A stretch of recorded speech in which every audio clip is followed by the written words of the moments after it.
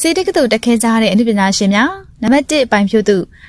ကမိခင်ဖြစ်သူရဲ့ခြေရာကိုနင်းပြီးစေတက္ကသိုလ်ကိုတက်ရောက်ခဲ့သူဖြစ်ပါတယ်။ပိုင်ဖြိုးသူရဲ့မိခင်ဒေါ်နယ်ဦးကဆရာဝန်တူဖြစ်ပြီးရန်ကုန်ပညာရေးတက္ကသိုလ်လေ့ကျင့်ရေးကျောင်း TTC ကနေအထက်တန်းပြီးတဲ့နောက်ပိုင်ဖြိုးသူကိုယ်တိုင်ကလည်းရန်ကုန်စစ်တပ်မှာဆက်လက်တက်ရောက်ခဲ့ပါတယ်။ဆရာဝန်ဖြစ်ပြီးတဲ့နောက်ပိုင်ဖြိုးသူက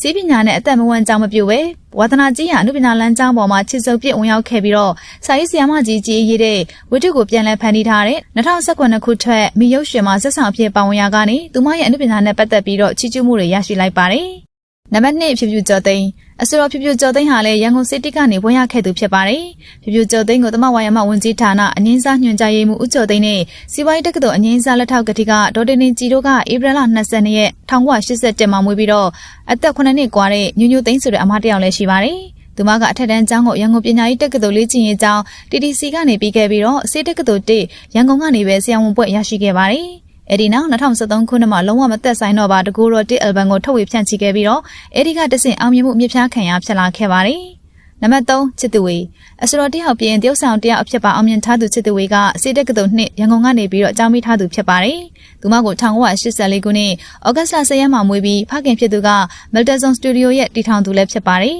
။သူမမှာချစ်စုဝေးဆိုတဲ့အမတယောက်လည်းရှိသေးပြီးအနုပညာအလုပ်တွေမှာတော့အငယ်မဖြစ်တဲ့သူမကပို့ပြီးတော့လူသိများကြော်ကြပါတယ်။နံပါတ်4နီနီခင်စောအစတော်နီနီခင်စောဟာလည်းဆရာဝန်ဘွဲ့ရရှိထားတဲ့ရှာရှာပပအနုပညာရှင်တွေကတဦးအပါဝင်ဖြစ်ပါတယ်။1991မှာမွေးတဲ့နီနီခင်စောကအထက်တန်းပြီးတဲ့နောက်ရန်ကုန်စေးနှစ်မှာတက်ရောက်ခဲ့ပြီးသူမရဲ့ဂီတလမ်းကြောင်းကိုတော့မယ်လိုဒီဝေါ်ပြိုင်ပွဲကနေစတင်ခဲ့တာဖြစ်ပါတယ်။စေကြောင်းတရင်မယ်လိုဒီဝေါ်ပြိုင်ပွဲမှာဝင်ပြိုင်ခဲ့တာဖြစ်တာကြောင့်2008ခုနှစ်မှာအနိုင်ရခဲ့ပြီးမြဲ2012ခုနှစ်အထိကိုပိုင်တချင်းအသစ်တွေနဲ့အတူအစတော်တယောက်အဖြစ်ပွဲမထွက်နိုင်ခဲ့သေးပါဘူး။အကြောင်းကတော့သူမရဲ့ကျောင်းစာတွေနဲ့အလုပ်ရှုပ်နေခဲ့တာကြောင့်ဖြစ်ပါတယ်။အဲဒီနောက် The Best of Melody World 2008 album မှာရန်သူအဝေးရောက်နေပါတော့လေရက်စတဲ့တချင်းသုံးပုတ်ပေါင်းဝင်သည်ဆိုရာကနေပြည်သက်သတိထားမှုစတင်ရရှိလာပြီး rap အဆိုတော်91နဲ့အတူတွဲဆိုတဲ့အရာမစိုးတဲ့တချင်းမှာတော့သူမရဲ့အောင်မြင်မှုပုံမတက်လာခဲ့ပါတယ်